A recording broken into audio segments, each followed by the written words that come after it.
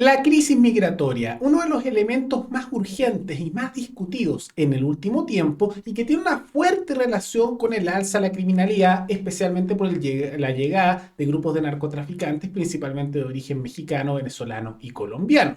Y en medio de todo eso, se aprobó en el Congreso con apoyo transversal de la izquierda y la derecha una propuesta para que automáticamente, cuando una persona ingrese ilegalmente al país, se le pueda deportar, que sea automáticamente causal de deportación, que uno pensaría que es así lógico, ¿no? Pero no era así, porque si alguien entra sin permiso, lógico que lo expulse. No era así hasta el momento, pero el gobierno anunció a través de la ministra Toa del Interior que iban a preparar un envío al Tribunal Constitucional para bloquear esta ley que se apoyó de manera transversal.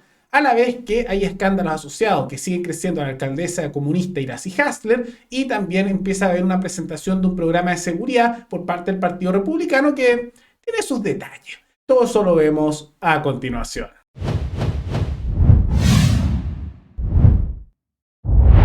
Tal como lo mencionamos al inicio del programa, recientemente en la Cámara de Diputados se aprobó un proyecto, una indicación más bien, que hacía que automáticamente el Ministerio del Interior, particularmente la subsecretaría de dicho ministerio, tenía que hacer automático que apenas a una persona se determinara que ingresó ilegalmente al país, o sea, sin permiso, ya sea por el desierto, de manera irregular, etcétera, esto ya era causal suficiente, o sea, una razón suficiente para expulsarlo.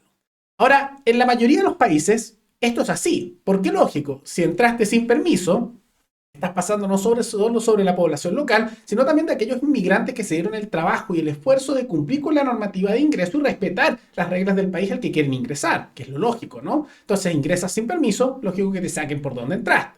Ahora, en la práctica eso es un poco difícil en Chile porque muchas veces ingresan por Bolivia y Bolivia no deja sacarlos por donde entraron. Y con Perú a veces dejan, pero en el último tiempo ha habido ciertos problemas en esa área, especialmente porque las relaciones entre Perú y Chile no han sido las mejores y Argentina tampoco permite. Entonces muchas veces entran y no tienen cómo salir porque los países fronterizos no tienen cómo sacarlos y enviarlos de vuelta por avión es un costo millonario. Pero más allá de eso es un tema lógico. Y aunque esto se apruebe de manera transversal, desde el Partido Republicano hasta sectores de centro-izquierda, lo que observamos es que sectores de la izquierda más dura, particularmente el gobierno y la ministra Toa, anunciaron que esto querían bloquearlo con una acusación constitucional. Bueno, damas y caballeros, acabamos de aprobar en sala indicaciones mías del diputado Cosme Mellado, del diputado Baker, del diputado Berger, del diputado Trisotti, y bueno, espero que no se me olvide nadie, que van en dirección a establecer la obligación del subsecretario del Interior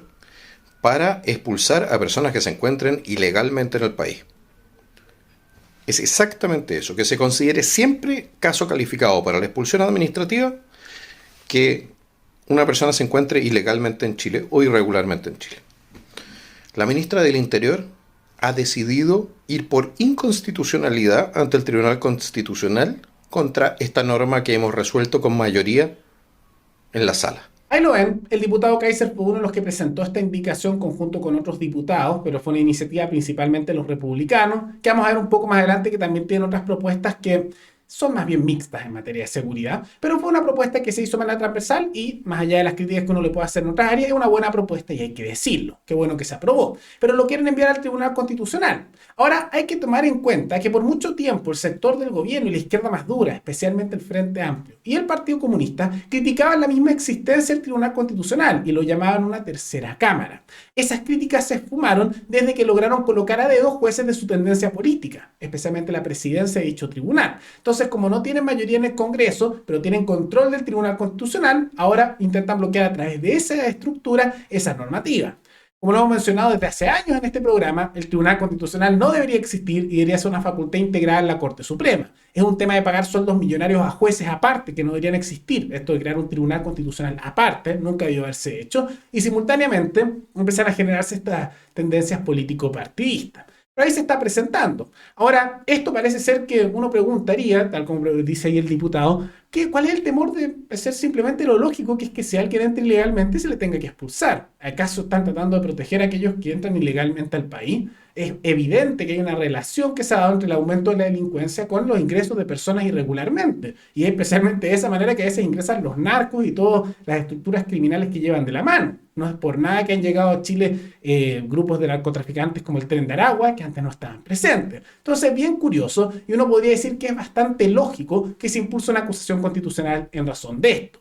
Pero no es el único problema que ha tenido el gobierno, porque esto también se extiende al escándalo asociado a la alcaldesa de la comuna de Santiago, Iracy Hasler, que su crisis asociada a la compra de la clínica Sierra Bella no se acaba. Recordemos que hace algunas semanas la alcaldesa dijo: no pasa nada, si no se ha gastado ni un peso, no pasa nada. Como si eso fuera menos grave. Como que alguien te dijera: no, mira, yo traté de robarte algo, pero no pasa nada, no me robé nada, no alcancé. Claro, es una lógica un poco curiosa. Pero en medio de todo eso, lo que acaba de ocurrir es que el dueño de esta clínica que se iba a vender, que es San Valentino, anunció que, por un lado, la alcaldesa, ella personalmente negoció este acuerdo, y que lo curioso es que aparentemente, por lo que se está acusando, no habría registros de esta reunión personal que hubo el 2022, siendo que por transparencia tienen que hacerlo. Hay un registro del 2023, pero no calzan las fechas. Y lo que acaba de ocurrir es que la inmobiliaria, que es dueña de la ex clínica Sierra Bella y que no se pudo acordar este acuerdo bien corrupto, y que uno podría argumentar que hay un delito de lesión enorme, pero bien corrupto, en que el precio original real era de cerca de 2.000 millones de pesos y se quería vender por más de 8.500 millones de pesos, o sea, una diferencia brutal. Ahora está demandando a la municipalidad y a la misma alcaldesa porque dicen que ellos tienen un acuerdo, tienen pruebas y van a obligar a que esa compra se mantenga. O sea, puede que por demanda eventualmente se ratifique esto, un escándalo mayor. Y elementos de seguridad, tal como mencionamos al inicio, no solo esto que se aprobó, sino que se acaba de presentar por los republicanos, una propuesta que llega a ser un poco curiosa. Tiene elementos positivos, tiene otros elementos muy malos y tiene otros elementos que son intermedios o preocupantes. Comencemos con lo negativo y terminamos con un elemento más positivo. ¿Qué es lo malo? Que dijeron que quieren crear un nuevo ministro y por lo tanto un nuevo ministerio para luchar contra el crimen y las drogas. Como si esto casi me suena como propuesta frente amplista, al mismo nivel. Claramente crear más funcionarios estatales soluciona el problema. No, si hay falta más ministros, más funcionarios públicos, más funcionarios del Estado. Y tanto que criticaban al gobierno por hacer este mismo tipo de propuesta. La única diferencia es que ellos dicen que es temporal. Temporal, claro. Como todas esas cosas estatales que siempre son temporales. No sé si lo sabían. Por ejemplo, el impuesto específico al combustible se supone que era temporal, para reconstruir luego del un terremoto que se dio en la década de los 80, reconstruir infraestructura. Todavía lo tenemos. Y yo le aseguro que ese ministro temporal, ¿hasta cuánto sería? ¿Un año? ¿5? ¿10? No dicen hasta cuándo. Sería permanente. Pero lo que quieren crear es un ministro temporal como un SAR antinarcotráfico, dotándolo de facultades administrativas para fortalecer la coordinación entre las instituciones encargadas de la prevención, investigación y persecución del tráfico ilícito de drogas. No pueden hacer eso con toda la plata que ya hay presente en el Estado y con todos esos funcionarios y ministros que hay. ¿No correspondería eso al Ministerio del Interior, por ejemplo? No, otro cargo más. Pésima propuesta republicana. Simultáneamente, dentro de lo negativo, se quiere hablar de la llamada reforma al Servicio Nacional de Aduana.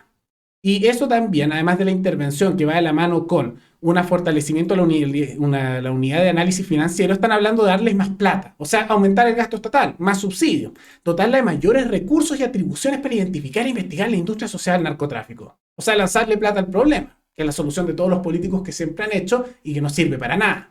Porque no sé si se han fijado en todas las áreas de que hemos visto, seguridad, educación, salud, etc., siempre dicen: no, hay que aumentar el gasto. Y le lanzan plata al problema. Y el problema empeora. Porque nada te sirve eso si los funcionarios son corruptos, de nada te sirve si son incompetentes, y como ya hemos visto, no necesariamente que haya algo con más dinero va a funcionar mejor, porque es un monopolio absoluto del Estado y muchas veces es, para no decir siempre, incompetente. Eso se ve. Y por lo mismo, se quieren crear más gasto estatal asociado a la creación de una fuerza de tarea conjunta entre Fuerza Armada y también las fuerzas de seguridad, lo que es crear nuevos funcionarios estatales. Ahora, también hay otras propuestas que son las intermedias y otras peligrosas antes que veamos las positivas. Y una que es bien curiosa es esto que se quiere desarrollar, el fin de la cultura del llamado narcotráfico en los medios. Y eso es un poco peligroso porque ¿cómo van a controlar eso? O sea, es una intervención en los medios de comunicación. Eso llega a ser un poco preocupante, casi suena una intervención directa de los políticos y el Estado en las redes sociales, como también en la prensa y para censurar, porque dicen, terminar con la narcocultura en medios de comunicación, espectáculos artísticos y culturales, trabajando en acciones integrales que erradiquen por completo la droga del espacio público masivo. O sea, censurar los medios de comunicación. Y la prensa. Maravilloso, ¿no? Autoritarismo total, nefasto. Además, eso no es ni siquiera el camino correcto, darle facultad a los políticos de decir cuándo censurar. Y después de eso se puede decir, no, estás dando un discurso que no me gusta, eso es narcocultura, censurado. Súper negativo, súper negativo. Igual que las leyes de incitación al odio, las leyes de censura de que estas que son moralistas, de que no, esto es inmoral. Súper negativo. Muy mala la propuesta que se está dando ahí. Y simultáneamente hay algunas que son neutras, pero que no tienen mucha relevancia, como es el caso de darle una zona especial dentro de las cárceles a los narcotraficantes y tratar de aislarlos por completo. Se supone que ya están aislados dentro de las cárceles. Ahora siempre hay corrupción internamente, hay problemas, y por eso siempre pueden conseguir cosas al interior. Llegan a tener hasta celulares, cuando se supone que no pueden. Eso que siga en el papel no sirve mucho. Y tampoco lidia con el problema de fondo, por un lado, de una reforma profunda al Poder Judicial, que aquí no se atreven a tocarlo, igual que muchos políticos nunca se atreven a tocar a los jueces y los problemas que hay ahí. Y simultáneamente no habla del problema de que faltan cárceles. Y cárceles que no tienen que estar manejadas por el Estado. Hasta ahora, cada preso cuesta cerca de 1.200.000 pesos mantenerlo al mes. Al mes. ¿Y qué quieren eso mantenerlo? Y ahora más gastos para eso. Ni siquiera se habla de una reforma de la estructura para que se obligue a trabajar a los presos para que puedan mantenerse y no tengan que cubrir todos nosotros con nuestros impuestos esos gastos y para que además con su trabajo compensen a las víctimas de sus crímenes. No se habla nada de eso. Entonces, bien negativo todo eso. Lo único positivo dentro de esta normativa es que se quiere endurecer la ley, que esto es algo que hay que hacer, donde se habla de aumentar las penas asociadas a estos delitos, como también la posibilidad de optar a beneficios como la libertad condicional en relación a esto. Endurecer las penas. Es lo bueno. Por eso mencionamos que es una propuesta mixta y con tendencias no muy positivas. Y por supuesto se habla lo de la zanja, que suena bonito a nivel discursivo, pero que en la práctica es medio impracticable, porque la frontera con Perú y con Bolivia, que es por donde ingresan muchas de estas personas de manera ilegal, como también lo que da con el narcotráfico, es demasiado extensa. Chile está sumamente endeudado. Entonces, en la práctica es medio imposible y simultáneamente, si no hay una reforma con respecto a la corrupción, igual los van a dejar pasar. Y al mismo tiempo, si vas a mantener eso, que va a significar un gasto millonario estatal, ¿de dónde vas a sacar la plata? Chile está súper endeudado ya. Hay dos opciones. O van a subirle los impuestos a la población y todo va a subir de precio, o van a aumentar la deuda. Y esa deuda que ya es altísima nos va a esclavizar más con organismos internacionales como el Fondo Monetario Internacional o el Banco Mundial, o puede ser que nos termine generando vínculos con países como China que te prestan dinero a cambio de ciertos favores. Entonces, es preocupante. Lo bueno es que se quiere aumentar las penas. Y yo creo que para evitar que ingresen personas ilegalmente, como también para delitos asociados al narcotráfico, puedes tener más efectivo que hacer una zanja que va a costar mucho y todos estos otros gastos estatales innecesarios. Lo que puedes hacer es la política del ejemplo. ¿Qué significa eso?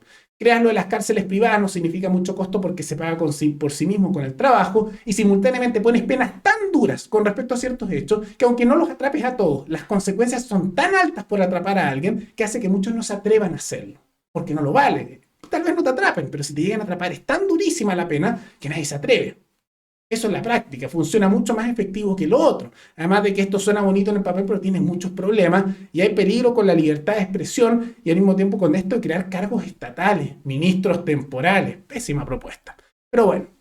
Lo ideal sería, además de esas propuestas de endurecer las penas, lo de la reforma a la justicia, cárceles particulares, trabajo obligatorio para los presos que puedan mantenerse y no cobrar a costa de la ciudadanía y pueda compensar a las víctimas, y simultáneamente que se empuje, siguiendo el exitoso ejemplo portugués, el ejemplo de varios estados de los Estados Unidos, como también el ejemplo de Estonia, donde se pasa a una despenalización y posterior legalización de las distintas drogas, de todas, porque lo que se observa con eso es que aunque el consumo es más o menos el mismo, es lo que pasa con el consumo de alcohol también, lo que se da es que baja la violencia, bajan las muertes, baja la corrupción, bajan las enfermedades de transmisión sexual, bajan también las muertes policiales, porque no mandas a policías o militares a morir en la lucha contra el narco, una guerra sin sentido y sin futuro, y al mismo tiempo lo que se observa es mayor eficiencia de la justicia y lo que es también menos enfermedades de transmisión sexual a menores que a veces se transmiten de sus padres. Ese es el camino. Pero más allá de todo eso, ¿qué les parecen estas reformas que se proponen y esta movida del gobierno para bloquear las leyes de seguridad? Todos coméntenlo abajo. Y antes de terminar, quisiera agradecerle a la suscriptora Valerie Beatriz Díaz, que se convirtió en la suscriptora más reciente en decidir hacer un aporte voluntario único al canal, a través de Flow. Así que muchas gracias, te lo agradezco mucho. Gracias a aportes como el tuyo y el de otros suscriptores que este proyecto sigue adelante y se mantiene independiente. Así que si alguno de ustedes quiere hacer un aporte voluntario único por Flow, o por criptomonedas, o un aporte mensual por Patreon, o por la comunidad de YouTube, pueden decir hacerlo mirando el comentario que se encuentra fijado abajo, y también pueden apoyar este programa comentando, dando like y compartiendo este video en sus redes sociales. Nos veremos en el siguiente programa. Hasta luego.